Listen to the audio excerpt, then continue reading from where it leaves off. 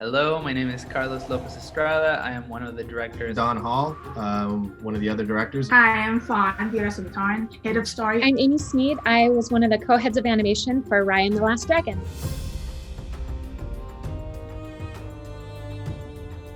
We pretty much created the whole film from home. I think we had maybe animated 1 or 2 sequences. Over a weekend, everybody was up and running. All my team will get to know every room in my house now. They'll be like, oh, you're in the kitchen today for a check-in. Or you're in the backyard. I'm like, the Wi-Fi is strong today in this corner. Sometimes I end up in my daughter's closet for a pitch.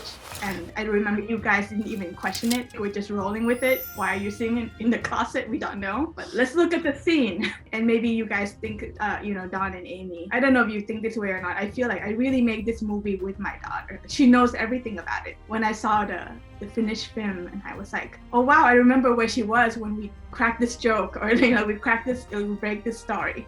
She was there the whole way, and she remembers, and she'd be like, oh, it used to be like this. And I'm like, are you a story artist? We also got a good look into your life, Amy. Your husband is also an animator in the show. We would get to talk to both of you from different rooms in the house. Yeah, usually Tony would be upstairs and I would be in very different rooms. It's funny because we wouldn't really see each other except for lunch or the end of the day. One of your kids, Don, was out in the backyard singing his heart out. Like, really, really loudly, and Don just could not keep a straight face. I think the theme of trust in the film played a huge part in just the making of the film. Everybody was so trusting of our team in animation, and the animators really felt like they could bring something to the table. They could bring an idea. You guys were open to listening to their ideas, letting them kind of run with that. This really shouldn't have been easy. This shouldn't have been enjoyable. The fact that so many people left with such high spirits, we were able to keep this community together. I feel like it's something that we all really treasure. And as far as the